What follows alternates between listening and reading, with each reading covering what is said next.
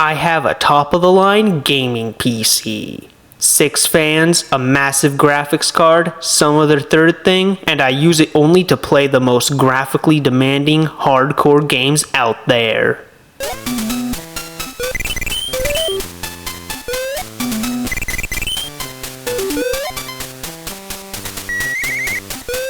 A little while back, I talked about Somari, an unlicensed NES game released in the early 1990s by a Taiwanese bootleg developer known as Hummer Team.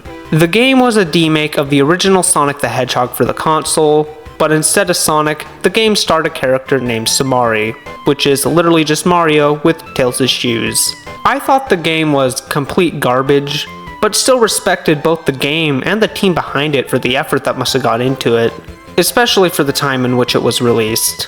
But now, we live in a digital age, and Sonic 1 has been ported to almost everything known to man. Smartphones, calculators, Teslas. I wouldn't be surprised if I could play this game on a toaster within the next 5 years. And with so many ports of the game, people have taken a look back at Somari and tried to find a way to make it good.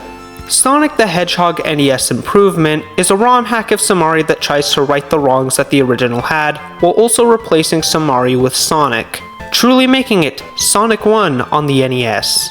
I wanted to check it out, see what this hack changed, if it was for the better or not, and see if it's something that I'd recommend. So without further ado, let's begin.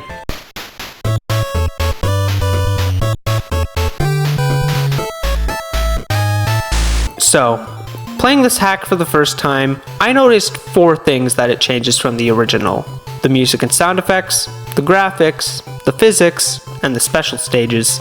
Let's start with the music and sound effects. Somari's soundtrack, as well as its sound effects, are taken directly from Sonic 1, just converted to NES hardware. However, the devs didn't do the best job of converting them, causing the music to sound lackluster at best, and the sound effects to be hard on the ears, let's say. So, the people behind this hack went back and did a far better job converting all of Sonic's music and sound effects to the NES. The sound effects don't hurt my ears anymore, and the music sounds really nice. The graphics were also heavily redone to fit their Genesis counterparts. I already mentioned Sonic earlier, but the Zones, Badniks, and even Robotnik have gotten a very nice looking glow up. Of course, they couldn't make it look 100% accurate due to hardware limitations, and as a result, the colors on the characters are either completely different or more limited, but the sprite art itself still looks really nice. However, most of the changes made were in the gameplay department. There have been several bug fixes, mainly fixing the collision detection. It can still be a little off. One example is when collecting rings. Sometimes Sonic will phase through them even though I collected them, or he'll kinda go inside a loop-de-loop when going on one, but it's overall far more consistent. Most of the other bug fixes I noticed were in Labyrinth Zone. In Somari, there's this platform that, if you jump on it, can crash the game. This hack fixes that bug. There's also another bug where the player can outrun the auto-scroll in the zone's boss fight and accidentally softlock themselves. That was also fixed. Overall, the game just feels a lot more like an actual video game due to these bug fixes, as well as the fact that they changed Sonic's physics. The physics in Somari were rough. Running was either too fast or not fast enough, and jumping killed any momentum that you had. Basically, imagine the jump from Sonic Frontiers before they patched it, times 10. And while the physics are a little jank at times, there's still a significant improvement, and Sonic is a very fun character to play as because of it. Not only that, but these new physics make the game a lot easier as well. There were so many times in the original where they would screw you over, sending you straight into hazards, or just make the game take way longer than it's supposed to. But since Sonic's new physics are a lot easier to play with, I was able to do something that I just couldn't in Somari, and that was getting to access the special stages. The special stages here are based on the ones in the Master System and Game Gear versions of Sonic 1. In those, the player is bounced into the air by some springs and can collect all the rings within it before getting to the end of the level. However, this hack adds a Chaos Emerald to the end of each stage, and as you'd expect, you get Super Sonic for collecting all 7.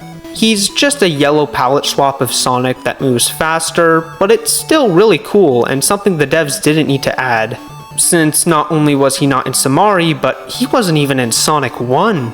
And not only that, but after getting all 7 Chaos Emeralds, the player can also try to get the 7 Super Emeralds as well. The player obtains them in 7 brand new special stages created specifically for this hack, inspired by the Blue Sphere levels in Sonic 3 and Knuckles. They're surprisingly better than you'd think. Most of the times the NES would try to do pseudo 3D back in its heyday, it'd end up falling flat on its face, but Blue Sphere is surprisingly decent on the system. As a reward, you get Hypersonic, which is just supersonic, but they change the music that plays when you transform into him. I'm dead serious. They didn't even make him white or something, it's just supersonic again, which is a bit underwhelming. And with that, I think I've covered everything new in Sonic on NES. It's a pretty solid ROM hack, and I respect the team for going above and beyond and not just doing the bare minimum. They could have just slapped some Sonic sprites in and tightened up the controls, which would have been fine, but they went the extra mile by adding Supersonic and overhauling the graphics and music. To anyone who worked on this hack, I salute you. Now though, that leaves the question, is it something I'd recommend? I guess, but only really to big fans of Sonic that want to have a quirky afternoon, and not anyone else. Which is fine, because that's probably who it was made for. And now I've covered both versions of Somari.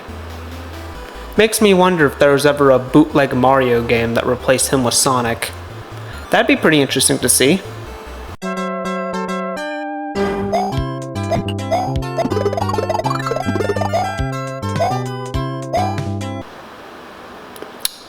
You know, on second thought, ignorance is bliss.